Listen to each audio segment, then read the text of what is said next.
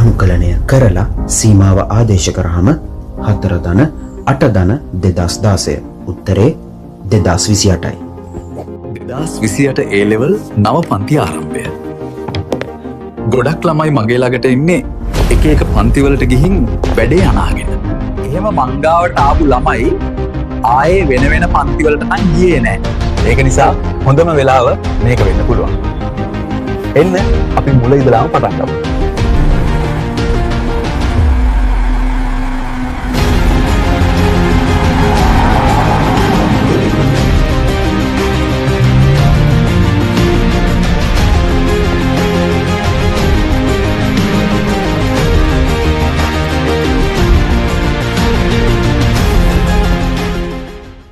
සංයුක්ත ගණිතය විෂය නිර්දේශ සරලව පැහැදිලිව සහ නවවිභාග රටාවට ගැලපෙන ලෙස ඉගෙන ගන්න. වසර ගණනාවක අත්දැකීම් සහිත සිසු සිසුවියන්ගේ මෙන්ම දෙමාපියන්ගේද විශ්වාසය දෙනු මොරටු විශ්වවිද්‍යාලයේ තෙවන වසරේ ඉංජිනේරු ශිෂ්‍යයෙකුගෙන් ඔබගේ ඉංජිනේරු සිහිනය සැබෑවක් කරගන්න.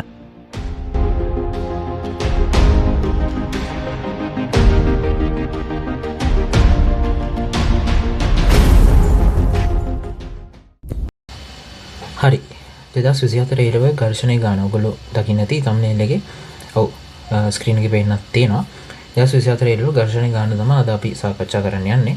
ඉතින් පුරුදු විදිහට මට කියන්න තියෙන්නේ වීඩියෝ පෝස්ට් කළා ගාන හදලා ඔයගොල්ලන්ට පේන්න තියෙනවා ස්ක්‍රීන් එකේ ගාන හදලා මගේ ඩිස්කෂන් එකත් එක්ක එකතු වෙන්න තියෙනවා. හරි එහෙනම් වීඩියෝ පෝස්ට් කළා හදන්න.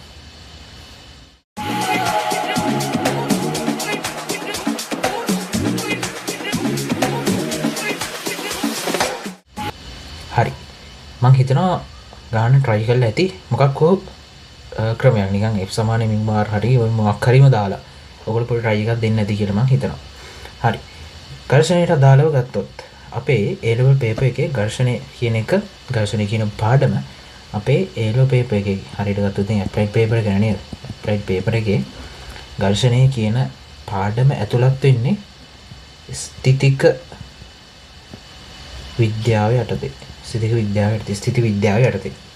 එතකොට දැන් ඇප්ලයිඩ්ම තියෙනවා ගතික විද්‍යාව කියලා තියෙනවා.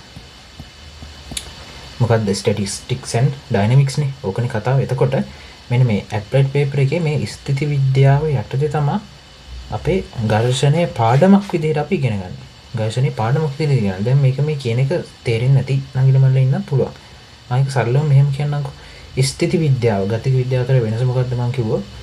බල අතර මොන හරි බල වස්තුවක් මත ක්‍රියා කරොත් ඒ වස්තුව චලනය නොවි හරි සමතුලිතව හරි තියෙනවා. චලනය නොවි හරි සමතුලිතව හරි තියෙනවා නම් අපි ඒකට කියනවා ස්ථිති විද්‍යාව වර්ධේ. ස්ථිති විද්‍යාව කියලා. සමතුලිතව. ගතික විද්‍යාවේ නමේම පොඩි තියෙනවනේ ඩයිනමික්ස් කියන්නේ. මොකද්ද? අදාළ මොකක්ම බල වර්ගයක් යටතේ මේ වස්තුවක් චලනය වෙනවා නම් අපි කියනවා ගතික විද්‍යාව කියලා. එතකොට මේ ගතික විද්‍යාවට දාලා අපි පාඩම් ටික මම නිකන් කියන්නම්. හැම පාඩමක් මෙතන කියවෙන එකක් නැහැ. සාපේක්ෂ ප්‍රවේගය, සාපේක්ෂ ත්වරණය, ප්‍රවේග කාල ප්‍රස්ථාර. ඔන්න ඔය වගේ ටිකක් ගති විද්‍යාවට. එතකොට මේ ඝර්ෂණයේ තියෙන ස්ථිති විද්‍යාව යටතේ. හරි නේද? එතකොට මේ පාඩම ගත්තොත් ස්ථිති විද්‍යාව යටතේ තියෙන පාඩමක් නිසා ඔයගලන්ට තේරුම් ගන්න ඕන දේ මොකක්ද? මම මෙච්චර මේලා මේක මේ පැහැදිලි කරන්න හේතුව මොකක්ද දන්නවද? ඝර්ෂණයේ යටතේ අපේ වස්තුව යම් වස්තුවක් චලනය නොවේ. ඔන්න ඕක තමයි කතාව. ඝර්ෂණයේ යටතේ. ඝර්ෂණයේ යටතේ. අපේ ස්ථිති විද්‍යාව යටතේ ඝර්ෂණයේ පාඩම දාන එකෙන් අපිට තියෙන වැදගත්කම තමයි ඝර්ෂණ බල ක්‍රියාත්මක වුණත් අපේ වස්තුව ඒ යෙදෙන වස්තුව ඝර්ෂණ බල යෙදෙන වස්තුව චලනය වෙන්නේ නැහැ. ඔන්න ඕක තමයි අපේ ගණන් වල අපේ A-level සිලබස් එකේ ඝර්ෂණයේ පාඩමේ තියෙන කතාව. ඝර්ෂණයේ තියරිස් වලදීම මේ ගාන හදන්නෙමු මුලින් මේක තේරුම් අරන් ඉන්න ඕනේ නංගිල මල්ලා. මම දන්නවා ගොඩක් පන්ති වල මේක කතාව කියලා නෙමෙයි වැඩේ පටන් ගන්න. එතකොට මේ ළමයින්ට කන්ෆියුස් වෙන පාඩම් මැද්දේදී අපි මේ පාඩමේදී ඩිරෙක්ට්ලි f සමානයි μr දැනෙන අවස්ථා අඩුයි. යෙදෙන අවස්ථා අඩුයි. මේ ගතික විද්‍යාවට ඔයගොල්ලෝ ගණන් හදලා තියෙනවා නම් ඝර්ෂණය සම්බන්ධ වෙලා තියෙනවා නම් කෙලින්ම අපි f සමානයි μr දානවා. ගතික විද්‍යාවටදී ඝර්ෂණය නිකන් කතාවක තියෙන නිකන් බලන්න හිතන්නකෝ සාපේක්ෂ ත්වරණය යටතේ කූඤ්ඤ කප්පි කූඤ්ඤ ගැටලුවකදී අදාළ කූඤ්ඤ ඝර්ෂණයේ සහිත පොළවක චලනය වෙනවා රළු පොළවක චලනය වෙනවා නම් අපි කෙලිම F සමාන μr දානවා. හැබැයි අපි ස්ථිති විද්‍යාව යටතේ ඝර්ෂණය ඉගෙන ගන්න නිසා F සමාන μr දාන්නේ එක අවස්ථාවකදී විතරයි. ඒ සීමාකාරී අවස්ථාවකදී විතරයි. සීමාකාරී අවස්ථාවකදී විතරයි. හරි නේද?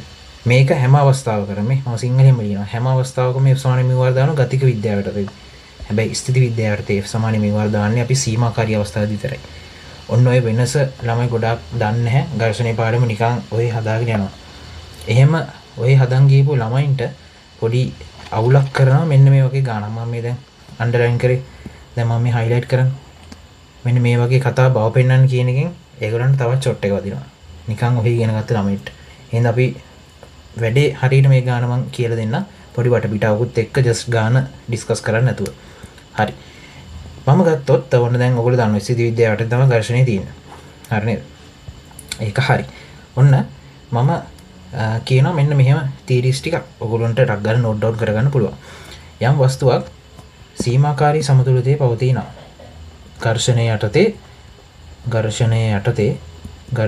යටතේ ඔයගොල්ලෝ මේ නිල් පාටින් දාන සෙට් එක දාගන්න පුළුවන් නෝට් එකක විදියට. සීමාකාරී සමතුලිතයේ පවතිනවා.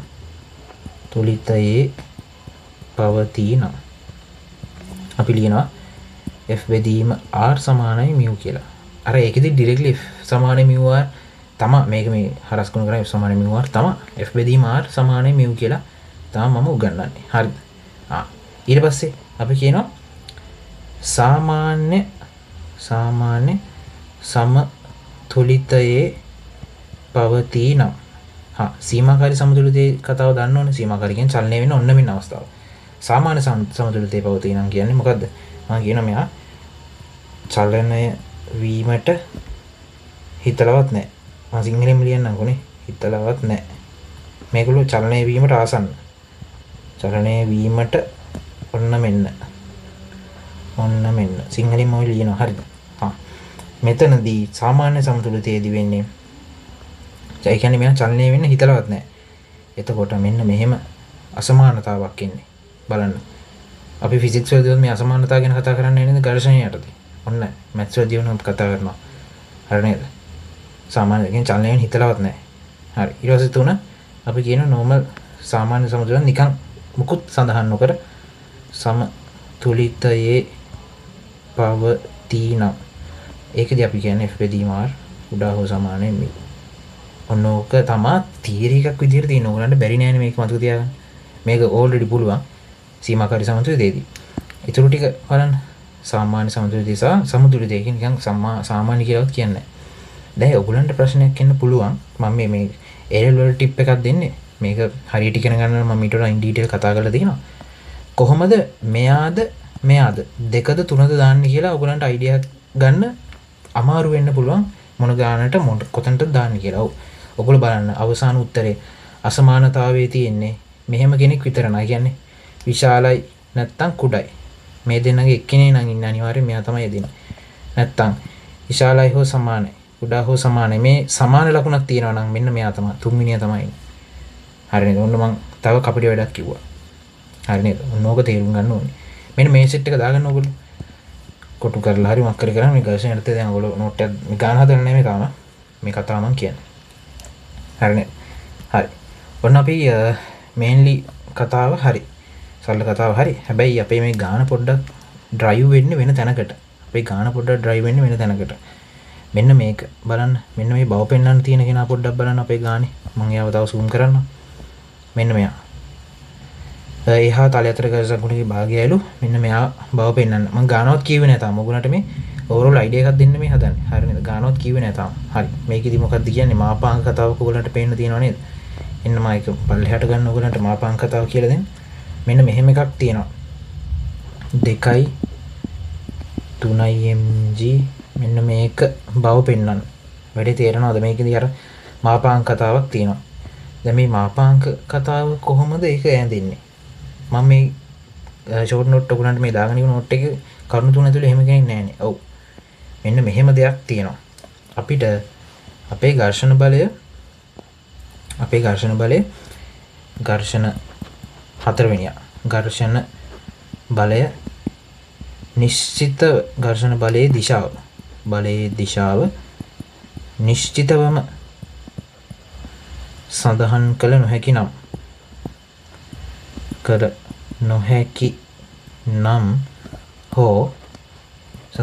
නම් හෝ පිළිතුරේ අවසන් පිළිතුරේ මාපාංකයක් හෝ අපි කියමු මාපාංක අසමානතාවයක් හෝ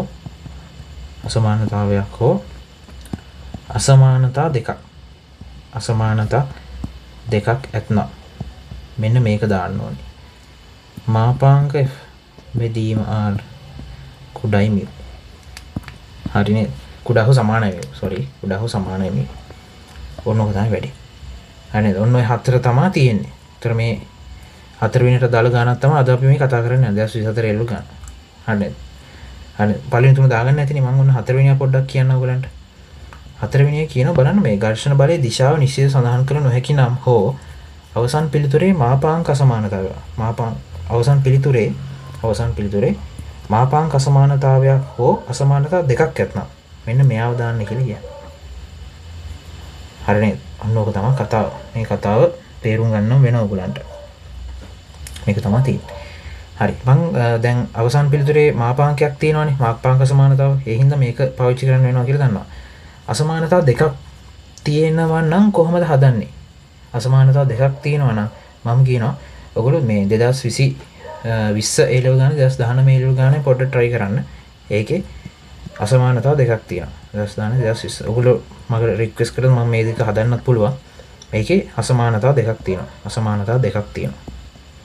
හා ඔක තමයි වැඩි.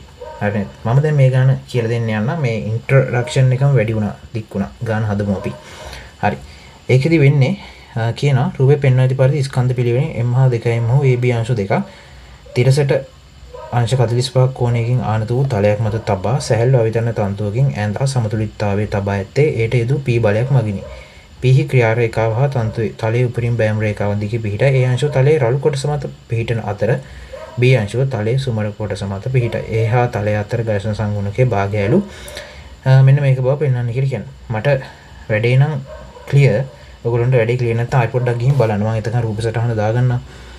ඔයගොල්ලන්ට වැඩේ ක්ලියර් නැත්නම් මේ වීඩියෝ එක පෝස්ට් කරලා එතන පොඩ්ඩක් බලන්න ගන්න. මේ අංශ 45යිලු. මේගොල්ලෝ මෙහෙම තියලා තියෙනවලු. මෙයා මෙහෙම තියෙනවලු. නම තමයි වැඩේ. මෙයා මත p බලයක් යදෙනවලු. හරි. මේකේ මේ ab දෙන්නන් ඉන්නේ. මෙයාගේ 2m. මෙයා m ලු. ඕකනේ කතාව. මේක m මෙයා 2m ලු. සෝරි මට වැරදුනේ. මේක m මෙයා 2m ලු. ඊට පස්සේ මේගොල්ලන්ගේ a ඉන්නවා කියන්නේ ඝර්ෂණයක් සහිත ස්ථානයක ඝර්ෂණයක් සහිත. එහෙනම් දැන් මේකේ මේ බල ටික ලකුණු කරගමුකෝ අපිනේ. වැඩේ පැහැදිලිද? බල ටික ලකුණු කරගමුකෝ අපි. මේකේ මට මුලින්ම පේන්න තියෙන මේගොල්ලන්ගේ තන්තුව මම රතු පාටින් මගේ ලකුණු කරනවා. ඔයගොල්ලෝ වැඩේ පටන් ගත්තා නම් හොඳයි මාත් එක්ක. මම හිතනවා ඒක හොඳයි කියලා. ක්ලියරි බර තියෙනවා පහලට. කේස් එකක් නැහැ ඒක. හරි. ඊට පස්සේ ගත්තොත් ඊළඟට ඉන්නවා මේගොල්ලන්ගේ ඉතින් අභිලම්ප ප්‍රතික්‍රියා තියෙනවානේ. මම මේ අංශු මත අභිලම්ප ප්‍රතික්‍රියා ටික දාගන්නම් මෙහෙම. RB මෙයා RA අවුලක් නැහැනේ. ඊට පස්සේ ඔන්න වැඩි. ඔන්න දැන් මෙතන අනිත් කෙනා කවුද? තව එකම එක බලයන්නේ තියෙන්නේ. තව එකම එක බලයක් තියෙන මෙතන ලකුණු වරන. A ඉන්නේ ඝර්ෂණයක් සහිත රළු පෘෂ්ඨයක. එතකොට මේ රළු පෘෂ්ඨයේ මෙයා චලනය වෙන්න හදද්දී අනිවාර්යෙන් ඝර්ෂණ බලයක් ඇති වෙන්න බෑ. ඔන්න දැන් මම අර කීප කතාව වෙනවා. මේ වස්තුව දැන් ඔයගොල්ලන්ට ප්‍රශ්නයක් එන්න පුළුවන්. මොකද්ද මේ කියන කතාව? ඒ කියන්නේ මේ ගානේ මේගොල්ලෝ චලනය වෙනවද? ප්‍රශ්නයක් එනවනේ. ඔන්න ගාන හරියට කියමු. මේක ඇඳ සමතුලිතතාවය තමයි මේ බලන්න. මත්තව සැහැල්ලු අවිධන තන්තුවකින් ඇඳ සමතුලිතතාවයේ තබා ඇත්තේ. ඒට එදු p බලයක් මත. ඒ කියන්නේ මුළු සෙටප් එකම සමතුලිතතාවයේ තියෙන. චලනය වෙන්නේ නැහැ. එතකොට මම මේ කීප කතාව තේරෙනවනේ ස්ථිති විද්‍යාව යටතේ ඝර්ෂණයේ බලයේ ඝර්ෂණ පාඩම තියෙන්නේ. ඒක ආශ්‍රිත තමයි අපිට ගණන් එන්නේ ලෙවල් වල. ඉතින් මේ පද්ධතිය මෙහෙම චලනය වෙන්නේ නැහැ. හැබැයි මම ඔයගොල්ලන්ගෙන් අහුවොත් මෙහෙම ප්‍රශ්නයක්. මෙන්න මේ p බලයේ විශාලත්වය ගැන අපිට අයිඩියා එකක් නැහැ නේද? just p බලයක් කියලා කියන්නේ. එතකොට බලන්න මේ p බලය පොඩ්ඩක් විශාලත්වයෙන් ටිකක් අඩු වුණා. හැබැයි මේ පද්ධති සමතුලිතතාවයේ තියාගන්න පුළුවන් තැනක තිබ්බොත් ඔන්න මම කියන එක තේරුම් ගන්න. p බලය විශාලත්වය ගැන අයිඩියා ගන්න. හැබැයි p බලය මේ පද්ධතිය ෂේප් එකේ අල්ලන් ඉන්න ප්‍රමාණයට තියෙනවා. හැබැයි විශාලත්වයෙන් පොඩ්ඩක් අඩු නම් මෙන්න මේ අපේ පද්ධතිය පහළට චලනය වෙන්නේ නේද? පොඩි try එකක් දෙන්න. ඒ කියන්නේ p ගේ බලය පොඩ්ඩක් විශාලත්වය අඩුයි. ඒ කියන්නේ අඩුයි කියන්නේ මේ පද්ධතිය පහළට කඩාම වැටෙනව නෙමෙයි. සමතුලිතව තියෙනවා. හැබැයි මෙයාගේ සමතුලිතතාවය රැඳෙන්නේ පොඩ්ඩක් පද්ධතිය මේ p බලය මගින් ඇද ගන්න තරම් ශක්තියක් නැති අවස්ථාවක් කියලා හිතවොත් මේ පද්ධතිය පහළට නේද මේ චලනය වෙන්න හදන්නේ. පද්ධතිය පහළට නේද ඝර්ෂණය චලනය වෙන්න බලන්න. ඒ වගේ වෙලාවකදී මේ පද්ධතිය මෙන්න මේ ඒ මත යෙදෙන ඝර්ෂණ බලය උඩට නේද එන්න ඕනේ. මම කියන කතාව තේරුණාද දන්න. ඒ කියන්නේ පද්ධතිය සමතුලිතව තමයි තියෙන්නේ. හැබැයි මෙන්න මේ M2M සහ M ගෙන් යෙදෙන පල්ලෙහාට යෙදෙන බලය පොඩ්ඩක් වැඩි නිසා නිකන් එයාට චලනය වෙන්න ටිකක් ඊළඟ මොහොතේ චලනය වෙන්න try කරන්නේ පහළට. ඒ වගේ වෙලාවට ඝර්ෂණ බලය උඩට එන්නේ. හැබැයි කෙනෙක්ට කියන්න පුළුවන් නෑ මේ p බලය ටිකක් හොඳ ප්‍රමාණවත් ශක්තිමත් බලයක්. හැබැයි පද්ධතිය සමතුලිතව අල්ලන් ඉන්න සහ p බලයේ විශාලත්වය සාමාන්‍ය හොඳ තැනක තිබිලා මෙන්න මේ p බලයේ හොඳ තැනක තිබිලා මේ පද්ධතිය මේ setup එකම උඩට යන්න try කරොත් අපේ ඝර්ෂණ බලය පහළටත් එන්න පුළුවන් නේද? කෙනෙක්ට එහෙම තරක් කරන්න පුළුවන් නේද? මම කියන කතාව තේරෙනවද? ඝර්ෂණ බලය උඩට සහ පහළට කෙනෙක්ට ළමයි දෙන්නෙක් ගත්තොත් ලකුණු කරන්න පුළුවන් කිසිම වැරද්දක් නැහැ. මම කියන එක තේරුණා නේද? ඒ වගේ වෙලාවකදී මෙන්න මේ ගානේ බලන්න. මම මේ 4 වෙනි කොටස දාලා තියෙන බලන්න.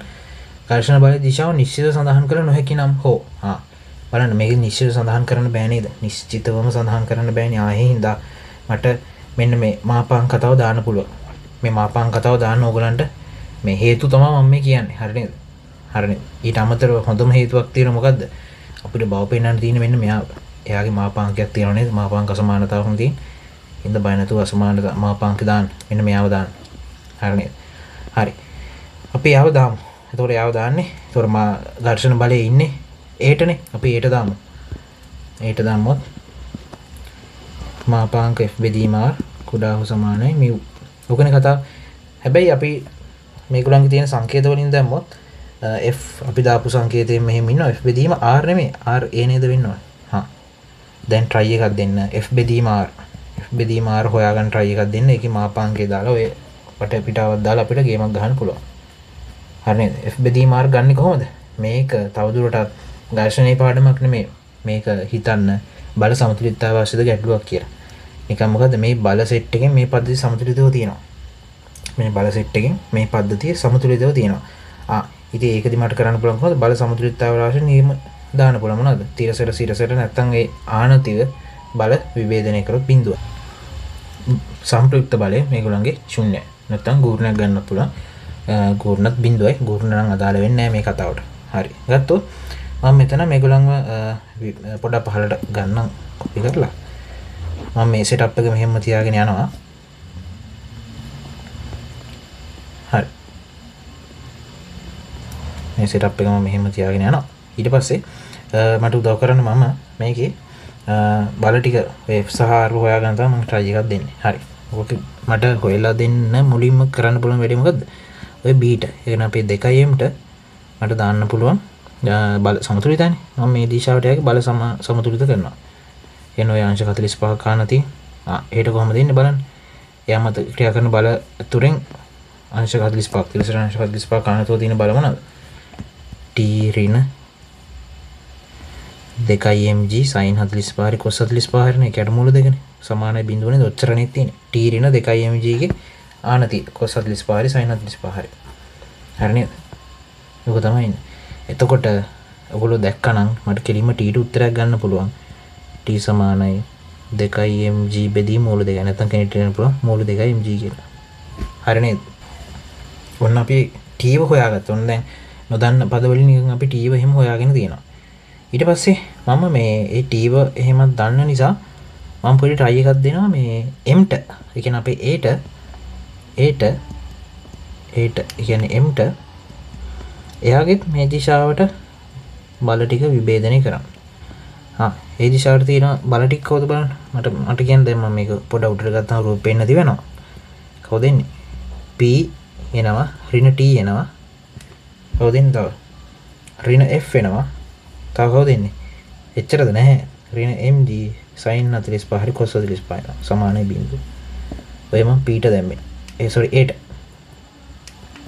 හරිද මං හිතනවා තේරුම් ගන්න ඇති කියලා අවුලක් නැහැ නේද මේ දිශාවට බල විභේදනය කරොත් කවුද එන්නේ p ඉන්නවා t ඍණ f ඍණ ඒගොල්ලෝ හරියට මේ ලයින් එක දිගේම ඉන්නේ තිරසරාංශ 45 ගන්න ඊළඟට එනවා කවුද ඍණ mg cos 45 හරි sin 45 හරි වැඩි තේරෙනවද ඒකෙන් මම මෙතනින් මම උක්ත කරගන්නවා f මෙතනින් මම උක්ත කරගන්නවා f එතකොට එනවා p ඍණ t ඍණ mg බෙදීම මූල දෙක ඔහොම එනවා හරිද f සමානයි p ඍණ t ඍණ mg බෙදීම මූල දෙක p ඍණ t t අපි දන්නවා දැන් මූල දෙකයි mg ඍණ මම මෙයාව තා පොඩ්ඩක් සුළු කරන්නද මෙතන මේ mg බෙදීම මූල දෙක මට ලියන්න පුළුවන් නේද මූල දෙකයි mg බෙදීම දෙකක් කියලා අවුලක් නැහැ f මම පොඩ්ඩක් ලස්සනට ලියනවා මෙහෙම බලන්න දෙකේ පොදු හරය ගත්තොත් 3යි මූල 2යි mg බෙදීම දෙකක් කියලා එනවා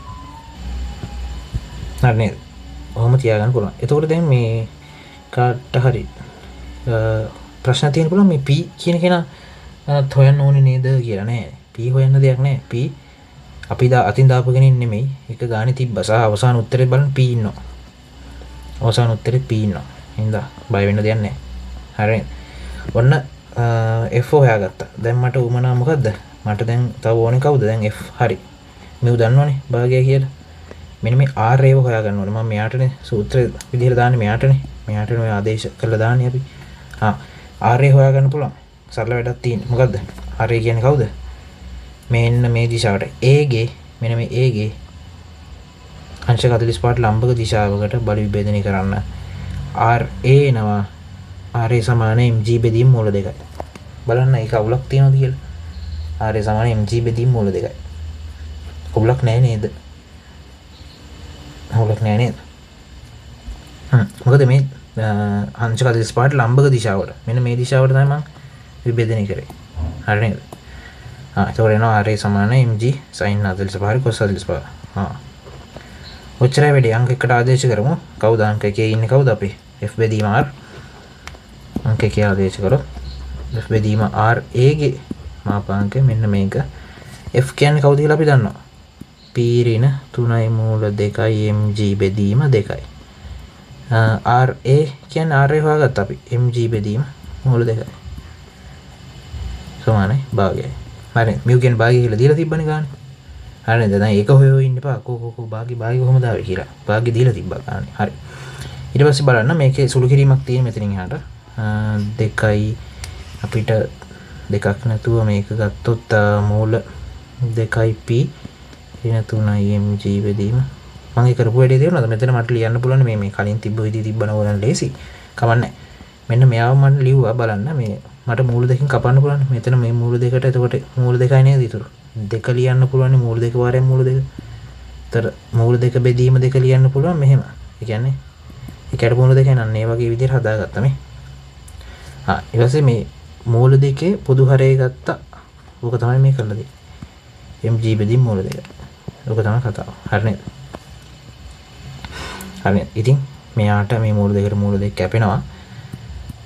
p ඍණ 3යි mg ගේ මාපාංකය මේක හරස් ගුණ කරොත් mg එනවා මේ දෙක එහා පැත්තට ගත්තොත් මේක එනවා මේ දෙක එහා පැත්තට ගත්තා mg හරස් ගුණ කළා මේ පැත්තට ගත්තා ඔන්න ඕක තමයි අවසාන උත්තරේ එන්නේ බලන්න වැඩේ තේරුණාද කියලා ඔන්න ඕක තමයි වැඩේ හරිනේ දැන් 24 ගන්න ඇත්තටම කිව්ව ලේසි මේ අවසාන අයගොල්ලෝ කියන උත්තරේම ආවනේ අපිට ලොකු දෙයක් නැහැනේ ඔයගොල්ලෝ ෂේප් එකේ මොන හරි අඩපාඩු තියෙනවා නම් දාගෙන මෙන්න මෙයා තමයි ක්‍රිටිකල් මේ රෝමිලක් අංක 1 කියලා දාලා තියෙන කෙනා තමයි ඇත්තටම මේ කතාව ඇතුලේ දුවන කෙනා හරිනේ එන්නේ යාව අමතක වුණොත් ඊටු ටිකම කරලා ඉවරයි.